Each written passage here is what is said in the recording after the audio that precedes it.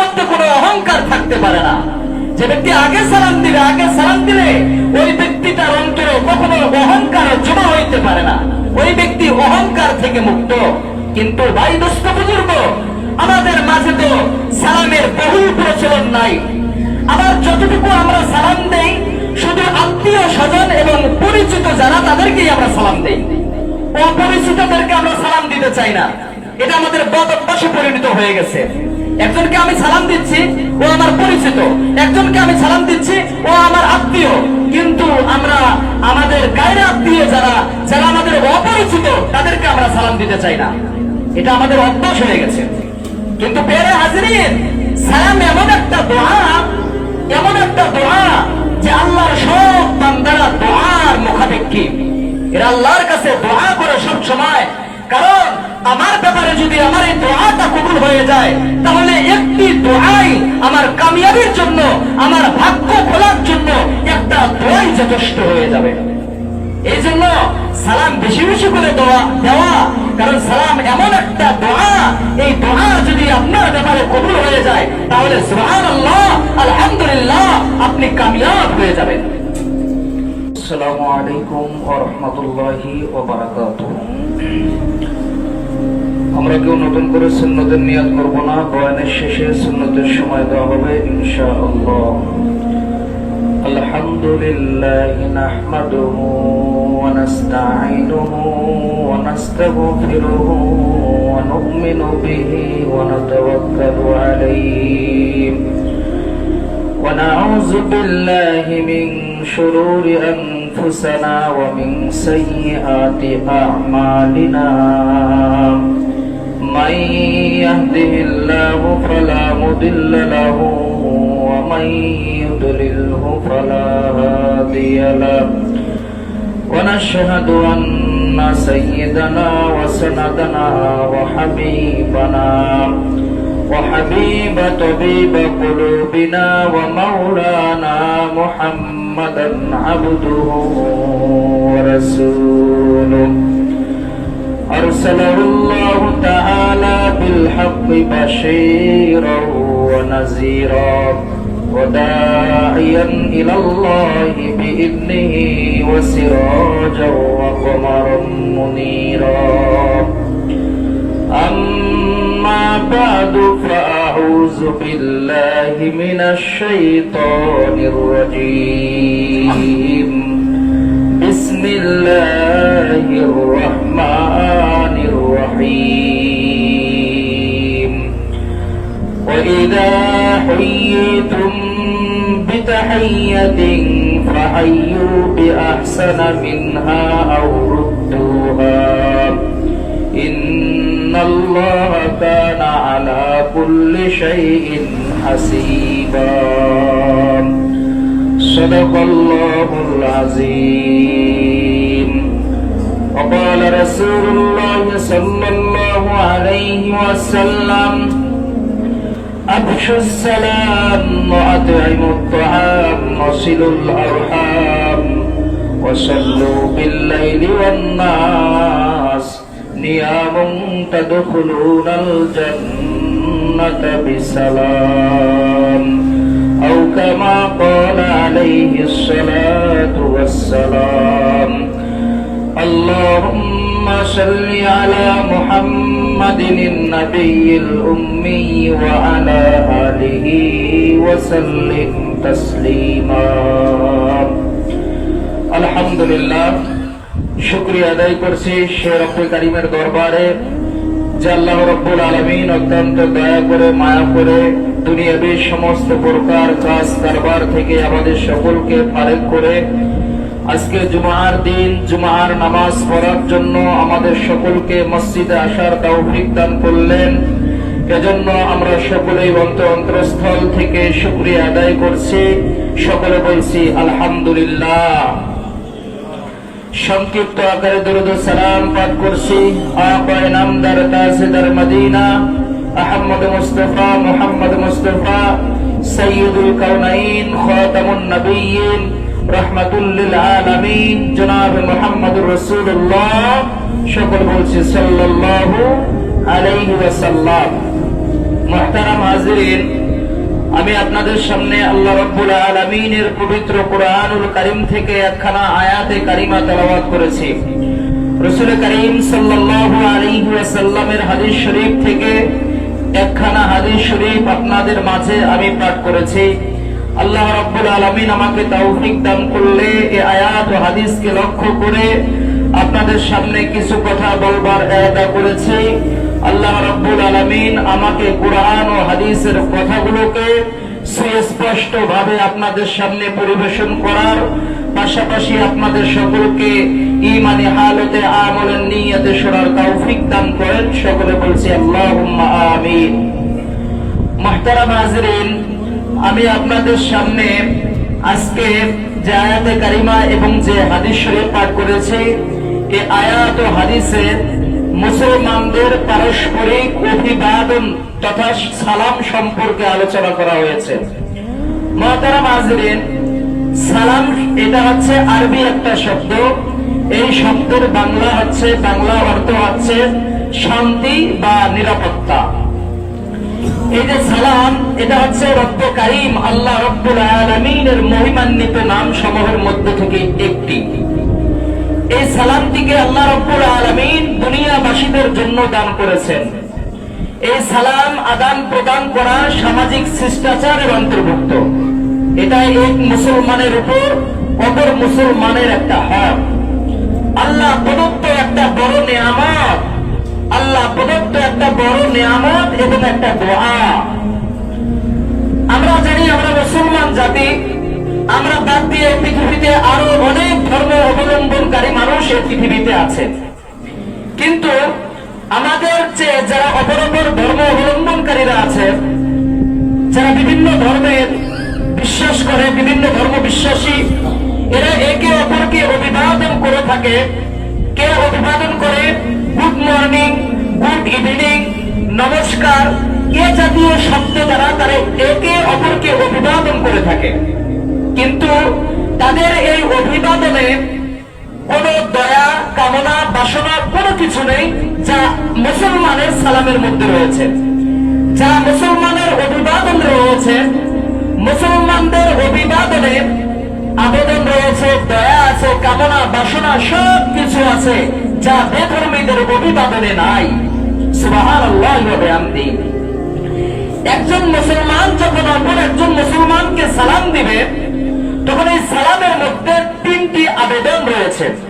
যখন একটা মুসলমান বলবে আসসালামু আলাইকুম ওয়া রাহমাতুল্লাহ, যখন একটা মুসলমান বলবে আসসালামু আলাইকুম ওয়া রাহমাতুল্লাহ, অর্থাৎ সালামদাতা আপনাকে এই নিশ্চয়তা দিচ্ছে, ভাই আমি আপনার হিতাকাঙ্ক্ষী একজন পরম বন্ধু, আমার পক্ষ থেকে আপনার কোনো ভয়, কোনো শঙ্কা নাই, আমার পক্ষ থেকে আপনার কোনো ভয় ভীতি নাই। ভাই আমি হচ্ছে আপনার হিতাকাঙ্ক্ষী একজন বন্ধু। এইরকম মনোভাব নিয়ে যখন একজন মুসলমান আর একজন মুসলমান ভাইকে সালাম করবে, একজন মুসলমান ভাই অপর একজন মুসলমান ভাইকে অভিবাদন করবে, তখন এমনিতেই একটা সামাজিক সম্প্রীতি গড়ে উঠবে, যা হচ্ছে এই সালাম প্রবর্তনের অন্যতম কারণ। এখন আমরা জানবো আমাদের এই সালামটা কোত্থেকে আসলো, এই সালামের সূচনা কোত্থেকে শুরু হলো। হযরত আবু হুরায়রা রাদিয়াল্লাহু তাআলা রাসূল করিম সাল্লাল্লাহু আলাইহি ওয়াসাল্লামের বরাত দিয়ে বলেন, আল্লাহ রাসূল সাল্লাল্লাহু আলাইহি ওয়াসাল্লাম যখন হিজরত করে মদিনায় চলে গেলেন, হযরত আবু হুরায়রা রাদিয়াল্লাহু তাআলা তিনি বলেন যে আল্লাহ রাব্বুল আলামিন যখন হযরত আদম আলাইহিস সালাতু ওয়াস সালামকে সৃষ্টি করলেন, হযরত আদমকে সৃষ্টি করার পরে হযরত আদমকে বলতেছে, হে আদম, ওই যে ফেরেশতাদের দল দেখা যাইতেছে, হে আদম তুমি যাও ওই ফেরেশতাদের কাছে যাও, ফেরেশতাদেরকে তুমি অভিবাদন করো, সালাম দাও, এবং আদম তুমি শুনবা ওই ফেরেশতারা কি উত্তর দেয়। তারা যে উত্তরটা দিবে ওই উত্তরটার হবে তোমার এবং তোমার সন্তানদের জন্য অভিবাদন। হযরত আদম আলাইহিস সালাতু ওয়াস সালাম চলে গেলেন ফেরেশতাদের কাছে। ফেরেশতাদের কাছে গিয়ে ফেরেশতাদেরকে সালাম করলেন, আসসালামু আলাইকুম রাহমাতুল্লাহ। ফেরেশতারাও বলল আসসালামু আলাইকুম ওয়া রাহমাতুল্লাহ। আল্লাহ বলে আদম তুমি তো ফেরেশতাদের কাছে গিয়েছিলা, ফেরেশতাদেরকে অভিবাদন করেছো, ফেরেশতারা তোমার অভিবাদনের কি উত্তর দিয়েছে? হযরত আদম বলে হে আল্লাহ ফেরেশতারা আমাকে বলেছে আসসালামু আলাইকুম ওয়া রাহমাতুল্লাহ। এবার আল্লাহ তাআলা বললেন হে আদম শোনো, এই হচ্ছে এটা সালাম, এই সালামটাই হচ্ছে তোমার এবং তোমার সন্তানদের জন্য অভিবাদন। এই জন্য রাসূল করিম সাল্লাল্লাহু আলাইহি ওয়াসাল্লাম বলেন যে হে আমার উম্মতেরা তোমরা শোনো, তোমরা সালামের বহুল প্রচলন করো। আমাদের করণীয় হচ্ছে হে প্যারে হাজির দোস্ত বুজুর্গ বাবারা আমার, আমাদের করণীয় হচ্ছে আমরা যখন একে অপরকে সালাম দিব আমাদের কাজ হলো পূর্ণ সালাম দেওয়া। যদিও আসসালামু আলাইকুম বললে সালাম হয়ে যায়, তথাপি হাদিস শরীফের মধ্যে এসেছে আল্লাহ রাসূল সাল্লাল্লাহু আলাইহি ওয়াসাল্লাম বলেন আমি সাহাবায়ে কেরামকে নিয়ে এক জায়গায় বসা ছিলাম, উপবিষ্ট ছিলাম। এরকম সময় রাস্তা দিয়ে একজন মানুষ অতিক্রমকালে আমি রাসূলকে সালাম দিল আসসালামু আলাইকুম। আমি রাসূল ওই ব্যক্তির সালাম নিলাম। সালাম নেওয়ার পরে আমি সাহাবায়ে কেরামকে বললাম হে আমার সাহাবায়ে কেরাম, এই আল্লাহর বান্দা আসসালামু আলাইকুম বলল, শুধু আসসালামু আলাইকুম বলার কারণে আল্লাহ রাব্বুল আলামিন এই বান্দার আমলনামায় 10টি নেকি লিপিবদ্ধ করে দিলেন। সুবহানাল্লাহি ওয়া বিহামদিহি। রাসূল করিম সাল্লাল্লাহু আলাইহি ওয়াসাল্লাম বলেন ওই রাস্তা দিয়ে দ্বিতীয় নম্বর একজন ব্যক্তি অতিক্রমকালে আমি রাসূলকে সালাম দিল আসসালামু আলাইকুম ওয়া রাহমাতুল্লাহ। এই ব্যক্তি রাহমাতুল্লাহ শব্দ বৃদ্ধি করেছে। আল্লাহ রাসূল বলেন সাহাবীরা রে, এই ব্যক্তি রাহমাতুল্লাহ শব্দ বৃদ্ধি করার কারণে আমার আল্লাহ রাব্বুল আলামিন তার বান্দার আমলনামায় 20টি নেকি লিপিবদ্ধ করে দিলেন। সুবহানাল্লাহ। আল্লাহ রাসূল বলেন ওই রাস্তা দিয়ে আরো একটা ব্যক্তি অতিক্রমকালে আমি রাসূলকে সালাম দিল আসসালামু আলাইকুম ওয়া রাহমাতুল্লাহি ওয়া বারাকাতুহু। আল্লাহ রাসূল সালামের জবাব দিলেন। জবাব দেওয়ার পরে সাহাবায়ে কেরামকে বললেন হে আমার সাহাবীরা শোনো, এই ব্যক্তি 3টি শব্দের সমন্বয়ে সালামকে পূর্ণ করার কারণে আমার আল্লাহ রাব্বুল আলামিন তার এই বান্দার আমলনামায় 30টি নেকি লিপিবদ্ধ করে দিলেন। সুবহানাল্লাহ। মুহতারাম হাজিরিন, তো আল্লাহ রাসূল বলে একজন ব্যক্তি অতিক্রমকালে শুধু আসসালামু আলাইকুম বলল, আল্লাহ তার আমলনামায় 10 নেকি লিপিবদ্ধ করে দিল। অপর একজন ব্যক্তি আসসালামু আলাইকুম ওয়া রাহমাতুল্লাহ এটা বলার কারণে আল্লাহ রাব্বুল আলামিন তার আমলনামায় 20টি নেকি লিপিবদ্ধ করে দিল। তৃতীয় নম্বর ব্যক্তি আমি রাসূলকে অতিক্রম করার পরে আমি রাসূলকে সালাম দিল আসসালামু আলাইকুম ওয়া রাহমাতুল্লাহি ওয়া বারাকাতুহু। 3 শব্দের সমন্বয়ে সালামটাকে পূর্ণ করার কারণে আল্লাহ রাব্বুল আলামিন তার বান্দার আমলনামায় 30টি নেকি লিপিবদ্ধ করে দিলেন। এজন্য প্যারে হাজিরিন, মুহতারাম হাজিরিন, ভাই দোস্ত বুজুর্গ, আমরা যখন একজন অপরকে সালাম দিব তখন আমাদের করণীয় হলো আমরা সালামটাকে পূর্ণ করার চেষ্টা করব। কারণ আমরা হচ্ছে সব আমরা বেশি বেশি পাইতে চাই যাতে করে আমাদের সবটা বেশি হয়। এই জন্য মুহতারাম প্যারে হাজিরিন, সালামটাকে পূর্ণ করে সালাম দেওয়া, সালামকে পূর্ণ করে সালাম দেওয়া। আল্লাহ রাব্বুল আলামিন কুরআনুল কারীমে বলেন وَإِذَا حُيِّيتُم بِتَحِيَّةٍ فَحَيُّوا بِأَحْسَنَ مِنْهَا أَوْ رُدُّوهَا। হে আমার বান্দারা শোনো, তোমাদেরকে যখন কোন ব্যক্তি অভিবাদন করবে ওই ব্যক্তি যেভাবে তোমাকে সালাম দিবে তোমার করণীয় হচ্ছে তুমি একটু উত্তম ভাবে তার সালামের জবাবটা তুমি দিয়ে দিবা। যখন তোমাকে আমার কোন বান্দা বলবে আসসালামু আলাইকুম তখন তুমি তার সালামের জবাব দিবা ওয়া আলাইকুমুস সালাম ওয়া রাহমাতুল্লাহ। যখন আমার কোন বান্দা তোমাকে বলবে আসসালামু আলাইকুম ওয়া রাহমাতুল্লাহ তখন তুমি তার চেয়ে উত্তম অভিবাদন করবা, তখন তুমি বলবা ওয়া আলাইকুমুস সালাম ওয়া রাহমাতুল্লাহি ওয়া বারাকাতুহু। মুহতারাম হাজিরিন, সালাম দেওয়ার আদব রয়েছে। আমরা যখন গাড়ি ঘোড়া চালাবো, সাইকেল সাইকেল চালাবো, মোটর সাইকেল চালাবো, অর্থাৎ এক কথায় সাওয়ারিতে আরোহণকারী ব্যক্তি পথচারী ব্যক্তিকে সালাম দিবে। অর্থাৎ যে ব্যক্তি পথে হেঁটে হেঁটে যাচ্ছে, যে ব্যক্তি যানবাহন চালাচ্ছে, ওই ব্যক্তির করণীয় হলো যেই ব্যক্তি হেঁটে হেঁটে যাচ্ছে ওই ব্যক্তিকে সালাম দেওয়া, এবং যেই ব্যক্তি হেঁটে হেঁটে যাচ্ছে ওর করণীয় হলো আল্লাহর যে বান্দাগুলো বসে আছে তাদেরকে সালাম দেওয়া। এবং অল্প সংখ্যক লোকজন, তোমাদের জন্য করণীয় হলো তোমরা বেশি সংখ্যক লোকদেরকে সালাম দিবা। হে ছোটরা শোনো, হে ছোটরা তোমাদের জন্য করণীয় হলো তোমরা বড় বড়দেরকে সালাম দিবা। কিন্তু একটা কথা শোনো, সালামের উত্তম পদ্ধতি হচ্ছে যে আগে সালাম দিবে সেটা হচ্ছে উত্তম, এবং সে অহংকার থেকে মুক্ত। যে ব্যক্তি আগে সালাম দিবে তার মধ্যে কোনো অহংকার থাকতে পারে না। যে ব্যক্তি আগে সালাম দিবে, আগে সালাম দিলে ওই ব্যক্তিটার অন্তরে কখনো অহংকার জমা হইতে পারে না, ওই ব্যক্তি অহংকার থেকে মুক্ত। কিন্তু ভাই দোস্ত বুজুর্গ, আমাদের মাঝে তো সালামের বহু প্রচলন নাই।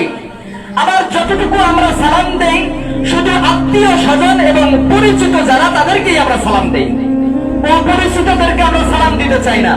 এটা আমাদের বদ অভ্যাসে পরিণত হয়ে গেছে। একজনকে আমি সালাম দিচ্ছি ও আমার পরিচিত, একজনকে আমি সালাম দিচ্ছি ও আমার আত্মীয়, কিন্তু আমরা আমাদের গায়ের আত্মীয় যারা যারা আমাদের অপরিচিত তাদেরকে আমরা সালাম দিতে চাই না। এটা আমাদের অভ্যাস হয়ে গেছে। কিন্তু প্রিয় হাজিরিন, সালাম এমন একটা দোয়া, এমন একটা দোয়া যে আল্লাহর সব বান্দারা দোয়ার মুখাপেক্ষী। এরা আল্লাহর কাছে দোয়া করে সব সময়। কারণ আমার ব্যাপারে যদি আমার এই দোয়াটা কবুল হয়ে যায় তাহলে একটি দোয়াই আমার কামিয়াবির জন্য, আমার ভাগ্য খোলার জন্য একটা দোয়াই যথেষ্ট হয়ে যাবে। এই জন্য সালাম বেশি বেশি করে দেওয়া, কারণ সালাম এমন একটা দোয়া, এই দোয়া যদি আপনার ব্যাপারে কবুল হয়ে যায় তাহলে সুবহানাল্লাহ, আলহামদুলিল্লাহ, আপনি কামিয়াব হয়ে যাবেন। এই জন্য একটা বুজুর্গের ঘটনা পড়ছি। বুজুর্গের নাম হচ্ছে হযরতে কারখী রাহমাতুল্লাহি আলাইহি। হযরতে কারখী রাহমাতুল্লাহি আলাইহি এর ঘটনা শুনছি, কিতাবের মধ্যে এসেছে। আমরা যেমন আমাদের মোজ বড় হলে, চুলটুল আমাদের বড় হইলে আমরা নাপিতকে দিয়ে কাটাই, তো এই কারখী রাহমাতুল্লাহি আলাইহি নাপিতের কাছে গেছে মোজ কাটার জন্য। নাপিত এবার মোজ কেটে দিতেছে। এবার নাপিত দেখতেছে আল্লাহর এই বুজুর্গ শুধু ঠোঁট নড়াচ্ছে, শুধু ঠোঁট নড়াচ্ছে। এবার নাপিত বলে, হে আল্লাহর বুজুর্গ কারখী হযরত, আপনি একটু আপনার ঠোঁটটাকে নড়ানো বন্ধ করে দেন। এবার হযরতে কারখী রাহমাতুল্লাহি আলাইহি তিনি বলেন, হে নাপিত মিয়া শোনো, তোমার কাজ হলো মুস্কাটা, আমার কাজ হলো আমার মাওলা পাকের জিকির করা। আমার কাজ হলো আমার মাওলা পাকের জিকির করা। কারণ আমি চাই আমার জবান, আমার জিহ্বা সব সময় যেন আমি মাওলা পাকের জিকিরে যেন সব সময় তরুতাজা থাকে। হে নবী, তুমি মুস্কাতে, তোমার এটা কাম, আমার কাম হচ্ছে মাওলা পাকের জিকির করা। আমি চাই আমার এই জিহ্বা সব সময় যেন, আমার এই মুখ সব সময় যেন মাওলা পাকের জিকির করে। সুবহানাল্লাহি ওয়া বিহামদিহি। তো হযরতে কারখী রাহমাতুল্লাহি আলাইহির অপর একটা ঘটনা এসেছে। হযরতে কারখী রাহমাতুল্লাহি আলাইহি তিনি একদিন এক রাস্তা দিয়ে হাঁটতেছেন, রাস্তা দিয়ে হাঁটতেছেন এমন সময় আল্লাহর একজন বান্দা, ওই বান্দাটা পানি বিলাইতেছে, মানুষদেরকে পানি দিতেছে।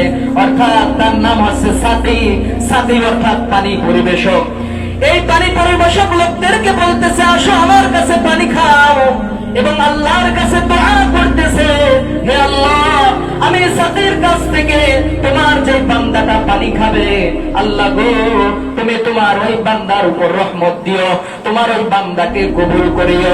ভাই দোস্ত বুজুর্গ, আমরা জানি আমাদের বাংলাদেশ আবার দ্বিতীয়বার স্বাধীন হয়েছে।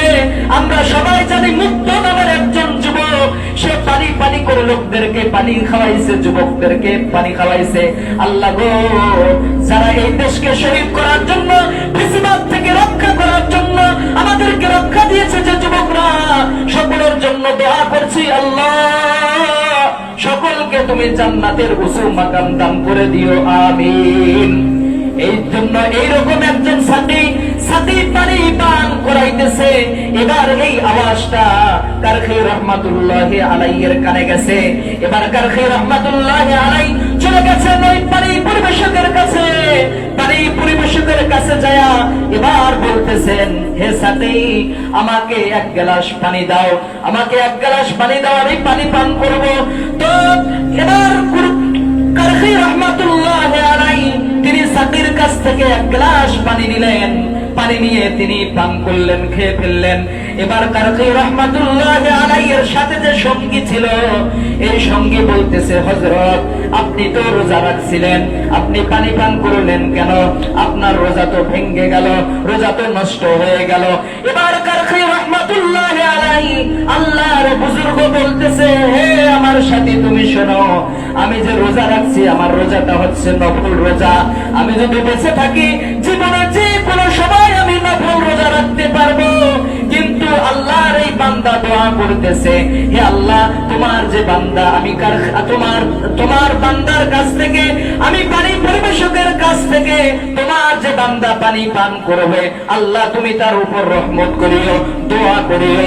এই যে দোয়া করতেছে, এই দোয়াটা আমি অর্জন করতে চাই, কারণ তার দোয়াটা যদি আমি কারখীর জন্য কবুল হয়ে যায়, তাহলে একটি দোয়াই আমার জীবনকে বদলে দিতে পারে।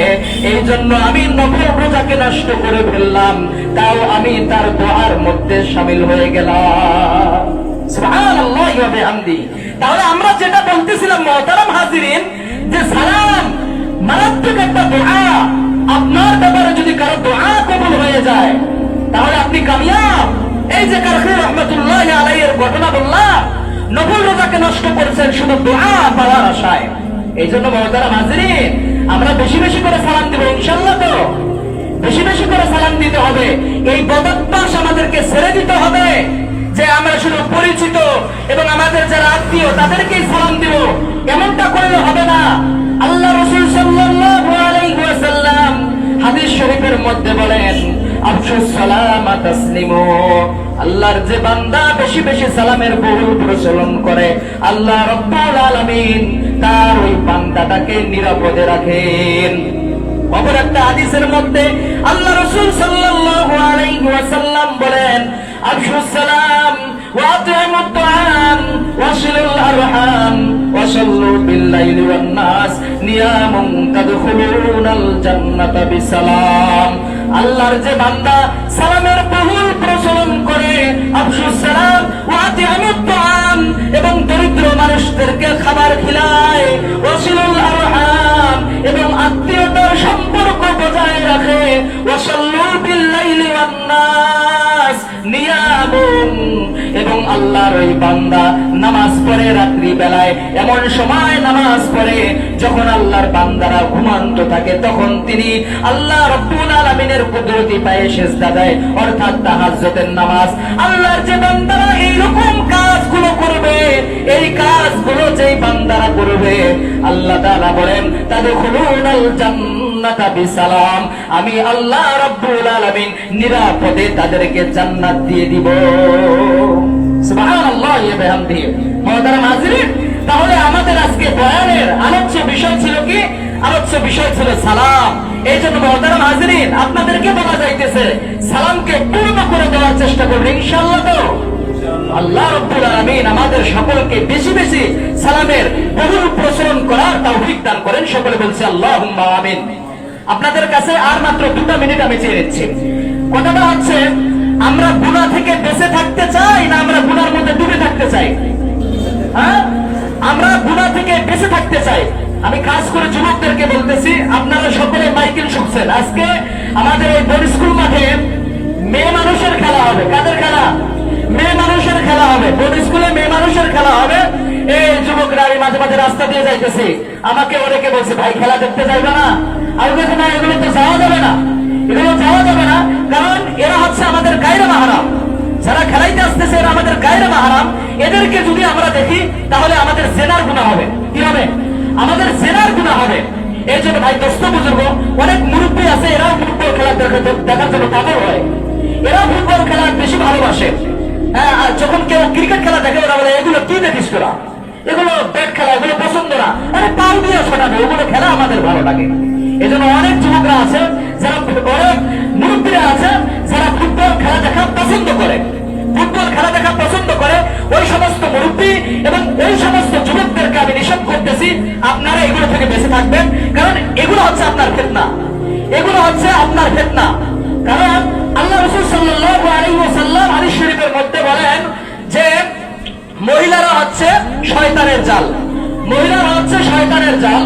এই মহিলারাই যুবকদের এবং মুরব্বীদের চরিত্র ধ্বংস করার কারণে এই মহিলারাই হচ্ছে বেশি দায়ী, এই মহিলারাই হচ্ছে বেশি দায়ী। এই জন্য বেশি কিছু বলবো না, বুঝলে বুঝপাতা, না বুঝলে তেজপাতা। আপনার কবরের অবস্থা, আপনার কবরের সরঞ্জাম আপনি দিবেন, আমি গিয়ে দিব না। এই জন্য আপনাকে আপনার কবরের সামান তৈয়ার করতে হবে, আখিরাতের সামান আপনাকে নিজে নিজেই তৈয়ার করতে হবে। এই জন্য আমি শুধু আপনাকে এতটুকু মেসেজ দিতে চাই, এগুলো খেলা থেকে আপনি বিরত থাকেন এবং এগুলো এই গায়রে মাহরামের উপর দৃষ্টি করা থেকে আপনি বেঁচে থাকেন।